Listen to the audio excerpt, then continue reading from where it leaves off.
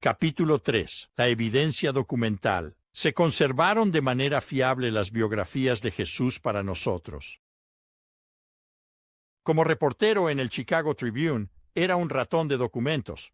Pasé incontables horas hurgando en archivos judiciales y olfateando pistas de noticias.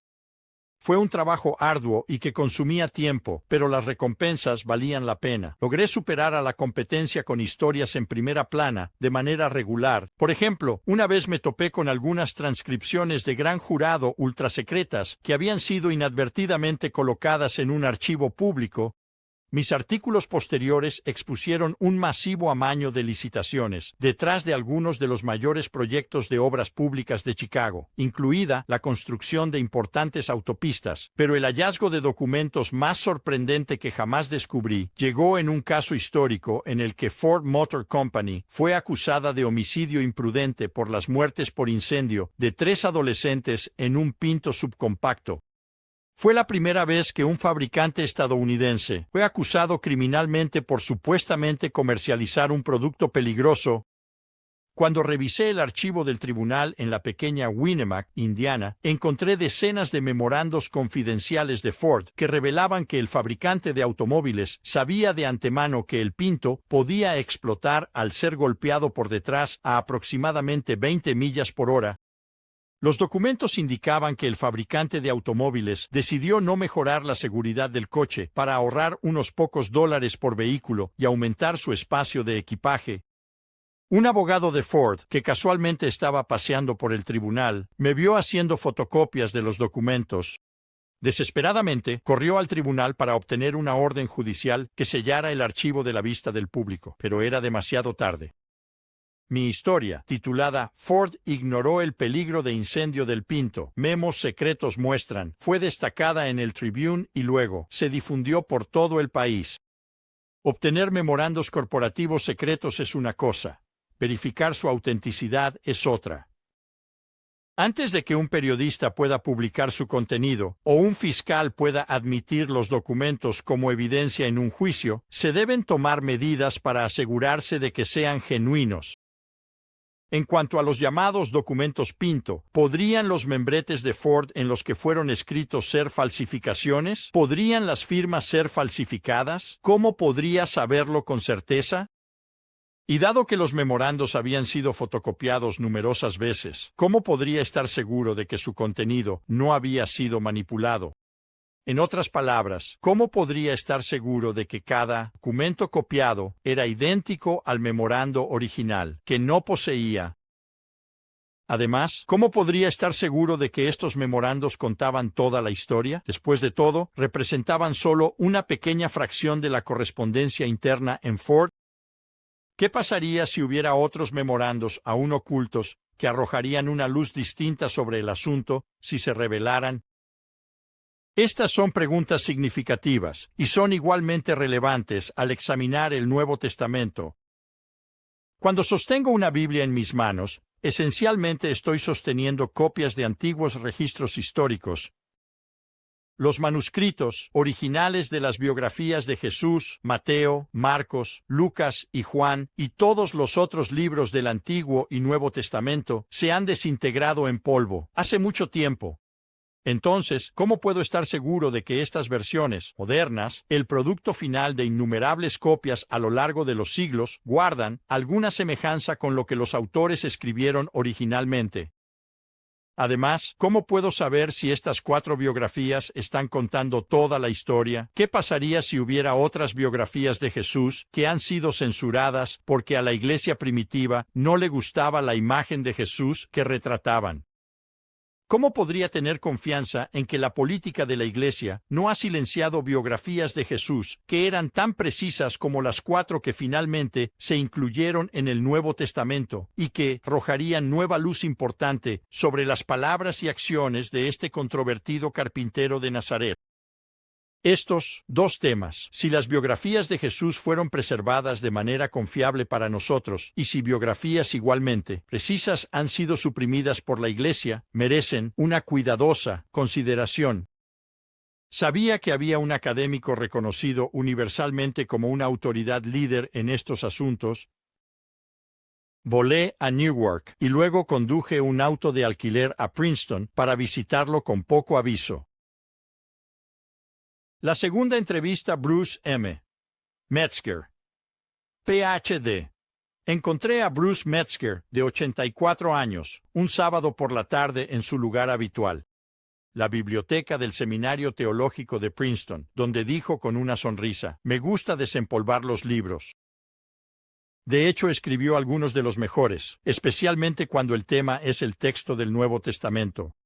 En total, fue autor o editor de 50 libros, incluyendo el Nuevo Testamento, su contexto, crecimiento y contenido, el texto del Nuevo Testamento, el canon del Nuevo Testamento, manuscritos de la Biblia griega, comentario textual sobre el Nuevo Testamento griego, introducción a los apócrifos y el compañero de Oxford de la Biblia.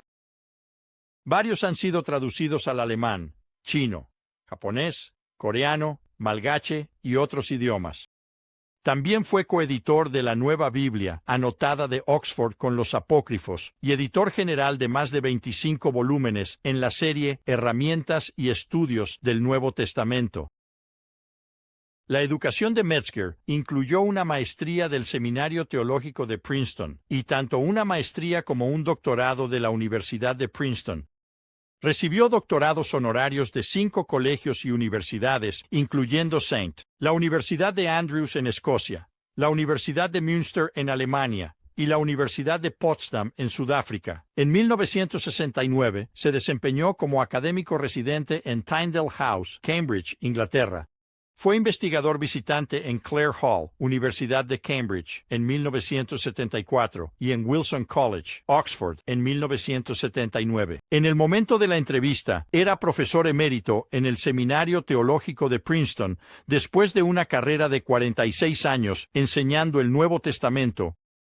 Metzger fue presidente del Comité de la Nueva Versión Estándar Revisada de la Biblia, miembro correspondiente de la Academia Británica, y formó parte del curatorium del Instituto Vitis Latina en el monasterio de Burán, Alemania. Fue presidente de la Sociedad de Literatura Bíblica, de la Sociedad Internacional de Estudios del Nuevo Testamento y de la Sociedad Patrística de América del Norte. Si revisas las notas al pie de cualquier libro autoritativo sobre el texto del Nuevo Testamento, lo más probable es que veas a Metzger citado una y otra vez. Sus libros son lectura obligatoria en universidades y seminarios de todo el mundo. Es muy respetado por académicos de una amplia gama de creencias teológicas. En muchos aspectos, Metzger, nacido en 1914, era un regreso a una generación anterior. Bajando de un Buick gris que él llamaba mi coche de gasolina, llevaba un traje gris oscuro y una corbata azul con estampado paisley, que era lo más casual que se ponía durante sus visitas a la biblioteca, incluso en un fin de semana. Su cabello blanco estaba peinado, sus ojos brillantes y alerta estaban enmarcados por gafas sin montura. Caminaba más despacio de lo que solía, pero no tenía dificultad para subir metódicamente la escalera al segundo piso, donde realizaba su investigación en una oficina oscura y austera.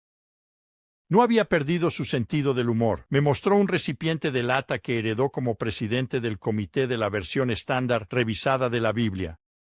Abrió la tapa para revelar las cenizas de una Biblia RSV que había sido quemada en una hoguera en 1952 durante una protesta de un predicador fundamentalista. Parece que no le gustó cuando el comité cambió hermanos de la versión King James a camaradas en Hebreos 1 versículo 9, explicó Metzger con una risa. Los acusó de ser comunistas. Aunque el discurso de Metzger era titubeante a veces y tendía a responder con frases peculiares como «así es», continuó estando a la vanguardia de la erudición del Nuevo Testamento. Cuando pedí algunas estadísticas, no se basó en los números de su libro de 1992 sobre el Nuevo Testamento. Había realizado una nueva investigación para obtener cifras actualizadas. Su mente ágil no tenía problemas para recordar detalles de personas y lugares, y estaba familiarizado con todos los debates actuales entre los expertos en el Nuevo Testamento. Su oficina, del tamaño de una celda de cárcel, no tenía ventanas y estaba pintada de gris institucional. Tenía 2 sillas de madera. Insistió en que tomara la más cómoda. Esa era parte de su encanto. Era completamente amable, sorprendentemente modesto y humilde, con un espíritu gentil que me hacía desear envejecer algún día con la misma gracia serena. Nos conocimos un rato, y luego me dirigí al primer tema que quería abordar. ¿Cómo podemos estar seguros de que las biografías de Jesús nos fueron transmitidas de manera confiable? Seré honesto contigo, le dije a Metzger, cuando descubrí por primera vez que no existen originales sobrevivientes del Nuevo Testamento, realmente era escéptico. Pensé, si todo lo que tenemos son copias de copias de copias, ¿cómo puedo tener confianza en que el Nuevo Testamento que tenemos hoy guarda alguna semejanza con lo que se escribió originalmente? ¿Cómo respondes a eso? Este no es un problema único de la Biblia, es una pregunta que podemos hacer sobre otros documentos que nos han llegado de la antigüedad, respondió él. Pero lo que el Nuevo Testamento tiene a su favor, especialmente en comparación con otros escritos antiguos, es la multiplicidad, sin precedentes de copias que han sobrevivido. ¿Por qué es eso importante?, pregunté.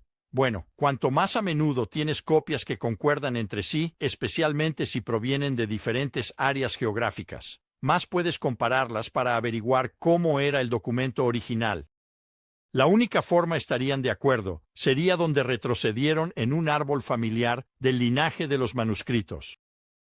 Está bien, dije. Puedo ver que tener muchas copias de varios lugares puede ayudar, pero ¿qué pasa con la antigüedad de los documentos? Ciertamente, eso también es importante, ¿no? Así es, respondió, y esto es algo más que favorece al Nuevo Testamento. Tenemos copias que comienzan dentro de un par de generaciones desde la escritura de los originales, mientras que en el caso de otros textos antiguos, tal vez pasaron 5, 8 o 10 siglos entre el original y la copia más antigua que ha sobrevivido. Además de los manuscritos griegos, también tenemos traducciones de los evangelios a otros idiomas en un tiempo relativamente temprano, al latín, siríaco y copto. Y más allá de eso, tenemos lo que se puede llamar traducciones secundarias, hechas un poco más tarde, como el armenio y el gótico, y muchas otras, georgiano, etíope, una gran variedad. ¿Cómo ayuda eso? Porque incluso si no tuviéramos manuscritos griegos hoy, al juntar la información de estas traducciones de una fecha relativamente temprana, podríamos reproducir realmente el contenido del Nuevo Testamento. Además de eso, incluso si perdiéramos todos los manuscritos griegos y las traducciones tempranas, aún podríamos reproducir el contenido del Nuevo Testamento a partir de la multiplicidad de citas en comentarios, sermones, cartas y así sucesivamente de los padres de la Iglesia temprana. Aunque eso parecía impresionante, era difícil juzgar esta evidencia de forma aislada. Necesitaba algo de contexto para apreciar mejor la singularidad del Nuevo Testamento. ¿Cómo, me preguntaba, se comparaba con otras obras bien conocidas de la antigüedad? Cuando hablas de una gran multiplicidad de manuscritos, dije, ¿cómo contrasta eso con otros libros antiguos que son aceptados rutinariamente por los académicos como fiables? Por ejemplo, cuéntame sobre la escritura de autores de aproximadamente la época de Jesús. Habiendo anticipado la pregunta, Metzger se refirió a algunas notas escritas que había traído. Considera a Tácito, el historiador romano que escribió sus anales de Roma imperial alrededor del año 116 d.C. Comenzó. Sus primeros 6 libros existen hoy en día en solo un manuscrito, y fue copiado alrededor del año 150 d.C. Los libros 11 al 16 están en otro manuscrito que data del siglo XI. Los libros 7 al 10 se han perdido, así que hay un largo lapso entre el momento en que Tácito buscó su información y la escribió y las únicas copias existentes. Con respecto al historiador del primer siglo Jesús, tenemos 9 manuscritos griegos de su obra, La Guerra Judía, y estas copias fueron escritas en los siglos X, XI y XII. Hay una traducción al latín del siglo IV y materiales rusos medievales del siglo XI o XII. Esos números fueron sorprendentes. Hay solo el hilo más delgado de manuscritos que conecta estas obras antiguas con el mundo moderno. En comparación, pregunté, ¿cuántos manuscritos griegos del Nuevo Testamento existen hoy en día? Los ojos de Metzger se abrieron. Más de 5,000 han sido catalogados, dijo con entusiasmo, elevando su voz una octava. Aproximadamente, ese número, a mediados de 2015, había aumentado a 5.843. Eso era una montaña de manuscritos en comparación con los montículos de Tácitus y Jesús. ¿Es eso inusual en el mundo antiguo? ¿Cuál sería el segundo lugar? Pregunté. La cantidad de materiales del Nuevo Testamento es casi embarazosa en comparación con las otras obras de la antigüedad, dijo. Junto al Nuevo Testamento, la mayor cantidad de testimonios manuscritos es de la Ilíada de Homero, que era la Biblia de los griegos antiguos. Hoy en día hay menos de 650 manuscritos griegos de ella. Algunos son bastante fragmentarios, nos han llegado desde el siglo II y III de Cristo, y posteriores. Cuando consideras que Homero compuso su épica alrededor del 800 a.C., puedes ver que hay una brecha muy larga. Muy larga. Era una subestimación. Fueron 1000 años. De hecho, no había comparación. La evidencia manuscrita del Nuevo Testamento era abrumadora cuando se comparaba con otros escritos venerados de la antigüedad, obras que los académicos modernos no tienen absolutamente ninguna reticencia en tratar como auténticas. Mi curiosidad sobre los manuscritos del Nuevo Testamento se había despertado, así que le pedí a Metzger que me describiera algunos de ellos. Los más antiguos son fragmentos de papiro, que era un material de escritura hecho de la planta de papiro que crecía en los pantanos del delta del Nilo en Egipto, dijo. Ahora hay 99 piezas fragmentarias de papiro que contienen uno o más pasajes o libros del Nuevo Testamento. Los más significativos que han salido a la luz son los papiros bíblicos de Chester Beatty, descubiertos alrededor de 1930. De estos, el papiro bíblico de Beatty No. 1 contiene porciones de los 4 evangelios y el libro de los Hechos, y data del siglo III. El papiro número 2 contiene grandes porciones de 8 cartas de Pablo, además de porciones de Hebreos, datando alrededor del año 200. El papiro número 3 tiene una sección considerable del libro de Apocalipsis, datando del siglo III. Otro grupo de importantes manuscritos de papiro fue comprado por un bibliófilo suizo, M. Mark Homer. El más antiguo de estos, datando alrededor del 200, contiene aproximadamente 2/3 del Evangelio de Juan. Otro papiro, que contiene porciones de los evangelios de Lucas y Juan, data del siglo III. En este punto, la brecha entre la redacción de las biografías de Jesús y los manuscritos más antiguos era extremadamente pequeña. Pero ¿cuál es el manuscrito más antiguo que poseemos? ¿Qué tan cerca en el tiempo, me pregunté, podemos llegar a los escritos originales, que los expertos llaman autógrafos? De todo el Nuevo Testamento dije, ¿cuál es la porción más antigua que poseemos hoy? Metzger no tuvo que reflexionar sobre la respuesta. Ese sería un fragmento del Evangelio de Juan que contiene material del capítulo 18. Tiene 5 versículos, 3 de un lado, 2 del otro, y mide aproximadamente 2 pulgadas y media por 3 pulgadas y media, dijo. ¿Cómo fue descubierto? Fue comprado en Egipto ya en 1920, pero permaneció sin ser notado durante años entre fragmentos similares de papiros. Luego, en 1934, C. H. Roberts del St. John's College de Oxford estaba clasificando los papiros en la biblioteca John Rylands en Manchester, Inglaterra. Inmediatamente reconoció esto como una porción del Evangelio de Juan. Pudo datarlo por el estilo de la escritura. ¿Y cuál fue su conclusión? Pregunté. ¿Hasta dónde se remonta? Concluyó que se originó entre el 100 y el 150 de Cristo. Muchos otros paleógrafos prominentes como Sir Frederick Kenyon, Sir Harold Bell, Adolf Deisman, W.H.P. Hatch, Ulrich Wilkin y otros han coincidido con su evaluación. Deisman estaba convencido de que se remonta al reinado de Adriano, de Pigris, 117 a 138, o incluso al emperador Trajano, que fue del 98 al 117 de Cristo. Eso fue un descubrimiento asombroso. La razón, teólogos alemanes escépticos en el siglo pasado argumentaron con vehemencia que el cuarto evangelio ni siquiera se compuso hasta al menos el año 160, demasiado distante de los eventos de la vida de Jesús para ser de mucha utilidad histórica. Pudieron influir en generaciones de académicos que se burlaron de la fiabilidad de este evangelio. Esto ciertamente desmiente esa opinión, comenté.